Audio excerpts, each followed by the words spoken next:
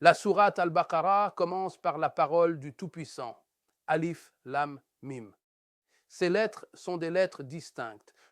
Le sens de ces lettres distinctes est que chaque lettre est prononcée séparément. En effet, les lettres ont des noms et des significations. Lorsqu'on parle, on prononce le sens de la lettre et non son nom. Ainsi, lorsque l'on dit katab, livre, on prononce le nom des lettres. Pour prononcer leur nom, on dit kaf, lettre, ta, lettre, et ba, lettre. Seuls ceux qui ont étudié peuvent prononcer le nom des lettres. Quant à ceux qui n'ont pas étudié, ils peuvent prononcer le sens des lettres, mais pas leur nom. C'est peut-être la première chose qui attire notre attention. Le messager d'Allah, paix et bénédiction d'Allah sur lui, était illettré. Il ne savait ni lire ni écrire.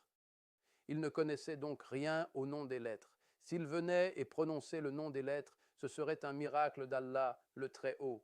Que ce Coran ait été révélé à Muhammad, sur lui la prière et la paix d'Allah. Si le messager d'Allah, sur lui la prière et la paix d'Allah, avait étudié et appris, il aurait été normal qu'il prononce le nom des lettres. Mais si vous demandez à un analphabète qui n'a pas appris, il peut prononcer le nom des lettres. Il dit livre, tasse, etc. Si vous lui demandez de prononcer le nom des lettres, il ne pourra pas vous le dire. Le mot livre est composé de kaf, ta, alif et ba. Ces lettres sont la preuve de la véracité du messager d'Allah, sur lui la prière et la paix d'Allah, dans la transmission du message de son Seigneur, et que ce Coran a été inspiré par Dieu Tout-Puissant. On trouve au début des sourates des mots commençant par le nom des lettres. Les lettres sont prononcées par leur nom. Et on retrouve le même mot dans un autre verset prononcé par leur nom. Ainsi, l'alif lam mim au début de la sourate Al-Baqarah est prononcé par le nom des lettres, alors qu'il est prononcé par le nom des lettres dans l'explication de la sourate, dans la parole du Tout-Puissant, n'avons-nous pas élargi ta poitrine pour toi? Français, dans la sourate Al-Fil, dans le verset, n'as-tu pas vu comment ton Seigneur a traité les compagnons de l'éléphant? Qu'est-ce qui a poussé le messager d'Allah, qu'Allah le bénisse et lui accorde la paix, à prononcer Alif, Lam, Mim dans la sourate Al-Baqarah avec les noms de lettres, Alif, Lam, Mim, et à le prononcer dans la sourate Al-Shar et la sourate Al-Fil avec les noms de lettres? Le messager d'Allah, qu'Allah le bénisse et lui accorde la paix, l'a certainement entendu d'Allah, car Gabriel, que la paix soit sur lui, le lui a transmis comme ceci. Ainsi, le Coran est initialement entendu et il n'est pas permis de le réciter sans l'entendre. Vous savez donc que celui-ci se lit comme Alif, Lam, Mim, et le second se lit comme Alif, Lam, Mim, bien que l'écriture soit la même pour les deux. Par conséquent, vous devez écouter un juriste lire le Coran avant de le réciter. Ce qui fatigue les gens, c'est qu'ils ne se sont pas assis avec un juriste ni n'ont écouté un récitateur. Ensuite, ils veulent lire le Coran comme n'importe quel autre livre. Nous disons non. Le Coran a une particularité. Il n'est pas comme n'importe quel autre livre. Parfois, il est accompagné du nom de la lettre. Et parfois, il est accompagné du nom de la lettre. On ne peut le savoir qu'en écoutant quelqu'un réciter le Coran. Le Coran est toujours construit sur la connexion et non sur la pause. Par exemple, si vous lisez à la fin de la sourate Yunus et il est le meilleur des juges, vous ne trouverez pas de soukoun sur la lettre Nu'un, mais plutôt une fatha. Elle est liée aux paroles d'Allah, le tout miséricordieux, le très miséricordieux. S'il n'était pas lié, vous y trouveriez un soukoun. Ainsi, tous les versets du Saint-Coran sont construits sur la connexion, à l'exception des ouvertures de sourates composées de lettres qui sont construites sur une pause. Ainsi, ne lisez pas au début de la sourate Al-Baqarah, Alif Lam Mim, et la lettre Mim a une dama. Vous lisez plutôt un alif avec un soukoun, un lam avec un soukoun et un mim avec un soukoun. Ainsi, chaque lettre a une pause, bien que la pause n'existe pas à la fin des sourates ni dans tout le Saint-Coran. Bon, il y a des chapitres du Saint-Coran qui commencent par une seule lettre, comme la parole du Tout-Puissant, Sad. Par le Coran plein de souvenirs, Noun. Par la plume et ce qu'ils inscrivent, nous remarquons que la lettre ne constitue pas un verset indépendant, alors que Alef Lam Mim dans la sourate Al-Baqarah est un verset indépendant. Et Ha Mim et Ayun Sun Qaf constituent un verset indépendant, même s'il s'agit de lettres distinctes. Certains chapitres commencent par un verset de 5 lettres, comme Kaf, Ha, Ya, Ayun, Sad. Dans la sourate Maryam, il commence par 4 lettres, comme Alif, Laam, Mim, Sad dans la sourate Al-A'raf. Certaines sourates commencent par 4 lettres et ne constituent pas un verset indépendant, comme Alif, Laam, Mem, Ra dans la sourate Ar-Ra'd et sont liées à ce qui suit. D'autres commencent par 2 lettres et constituent un verset indépendant, comme Yassien dans la sourate Yassien, Hassien dans les sourates Ghafir et Fussilat et Tassien dans la sourate An-Naml. Aucune d'elles n'est liée au verset qui la suit. Cela montre que les lettres au début des sourates ne suivent pas de règles spécifiques. Alif Lam Mim est composé de 3 lettres et se retrouve dans 6 sourates indépendantes. C'est un verset dans Al-Baqarah, Al-Imran, Al-Ankabut, Ar-Rum, As-Sajdah et Luqman. Alif Lam Mim Ra est composé de 3 lettres, mais ce n'est pas un verset indépendant. Il fait plutôt partie d'un verset dans 4 sourates, Yunus, Yusuf, Hud et Ibrahim. Alif Lam Mim Sad est composé de 4 lettres et c'est un verset indépendant dans la sourate Al-A'raf. Alif Lam Mim Ra est composé de 4 lettres, mais ce n'est pas un verset indépendant dans la sourate Ar-Ra'd. Il ne s'agit donc pas d'une loi générale, mais d'une spécificité pour chaque lettre. Si vous vous demandez quelle est la signification de ces lettres, nous disons que la question est initialement fausse, parce qu'une lettre n'est pas interrogée sur sa signification dans la langue, à moins qu'il ne s'agisse d'une lettre de signification. Et les lettres sont de 2 types, une lettre de structure et une lettre de signification. La lettre en forme de bloc de construction n'a aucune signification si ce n'est celle d'indiquer uniquement le son. Quant aux lettres sémantiques, elles sont comme dans et de, et sur, fi indique une circonstance, et main indique le début, et ila indique la fin, et Allah indique la supériorité. Ce sont toutes des lettres porteuses de sens. Si les lettres au début des sourates du Saint-Coran ont dévié de la règle de connexion parce qu'elles sont construites sur des soukons, il doit y avoir une sagesse derrière cela. Tout d'abord, rappelons la parole du messager d'Allah, paix et bénédiction d'Allah sur lui. Quiconque récite une lettre du livre d'Allah en recevra une bonne action, et une bonne action est décuplée.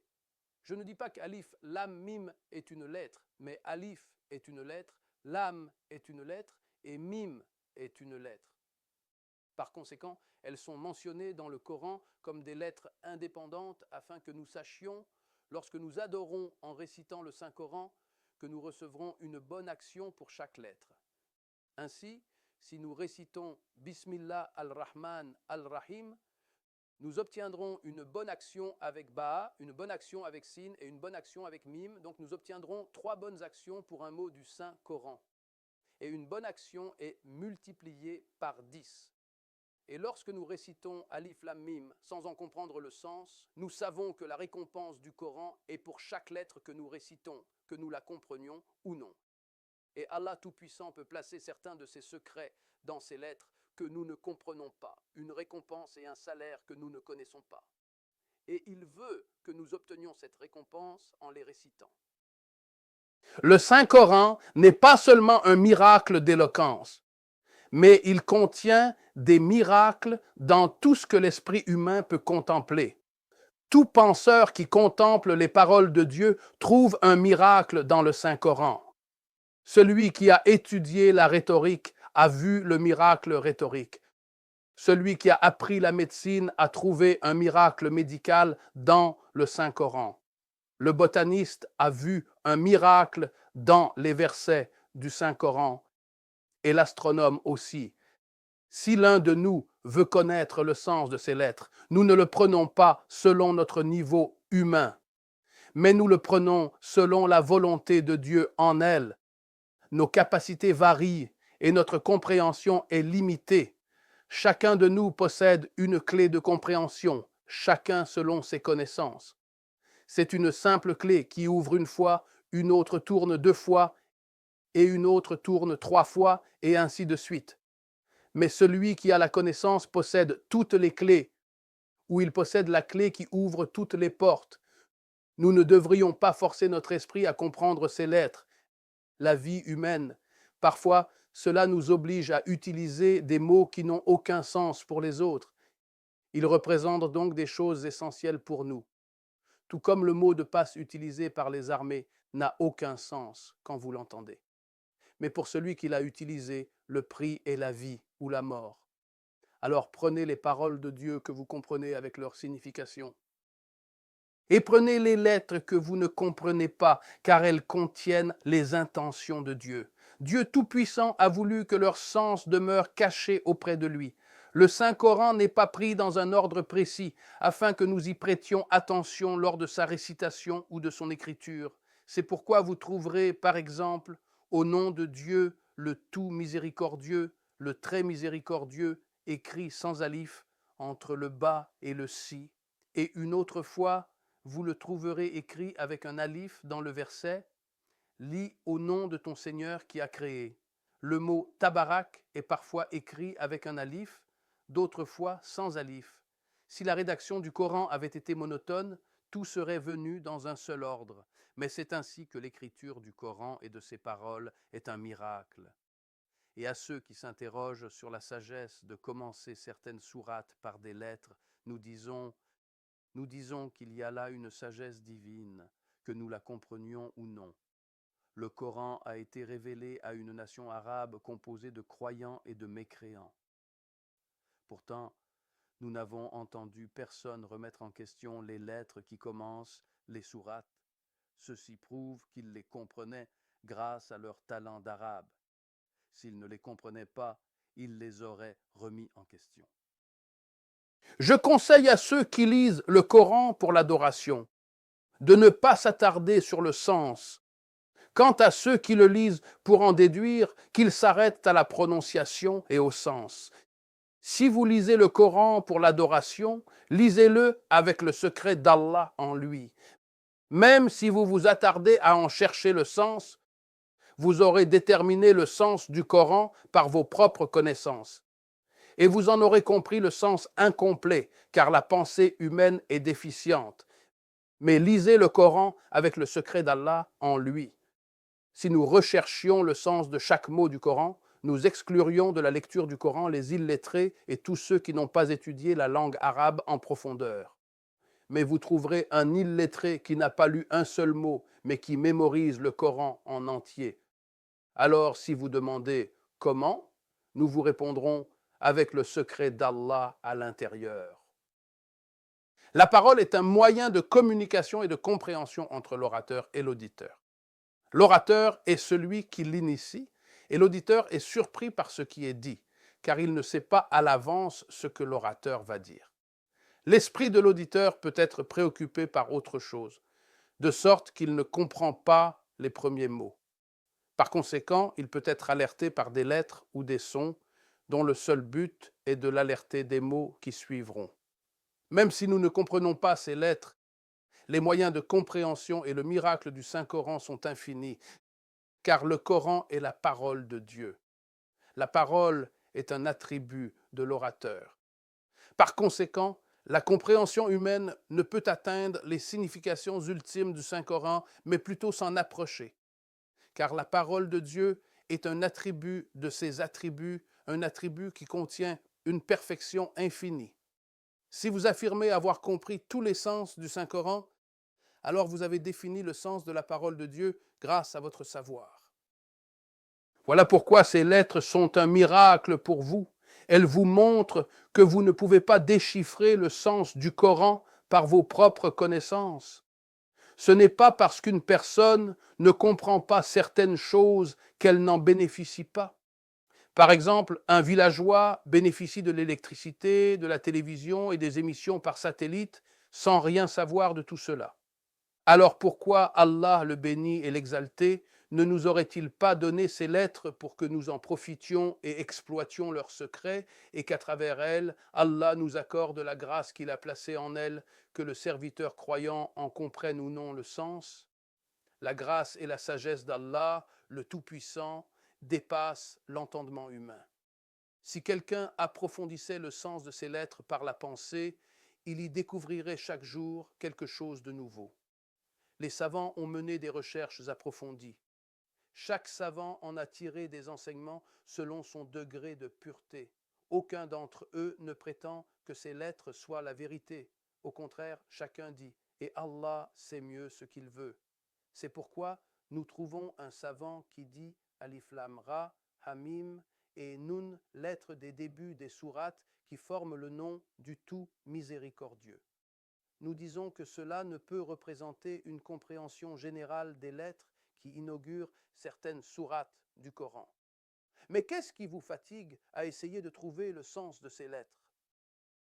Si Allah, le Tout-Puissant qui a révélé le Coran, voulait que nous en comprenions le sens, il l'aurait mentionné directement ou nous l'aurait expliqué. Par exemple, un savant dit que la signification de Alif Lam Mim est « Je suis Allah, j'entends et je vois ». Nous disons à ce savant, si Allah le voulait, alors quel mal y a-t-il à le mentionner directement pour que nous le comprenions tous? Il doit y avoir un secret derrière ces lettres, et ce secret est l'un des secrets d'Allah qu'il veut que nous tirions profit de la lecture sans le comprendre. Nous devons savoir que, tout comme la vue a des limites, nous devons savoir que la vue a des limites. L'oreille a des limites, tout comme le toucher, l'odorat et le goût. De même, l'esprit humain a des limites qu'il peut appréhender en connaissance, et des limites qui dépassent ses capacités intellectuelles et qu'il ne peut atteindre.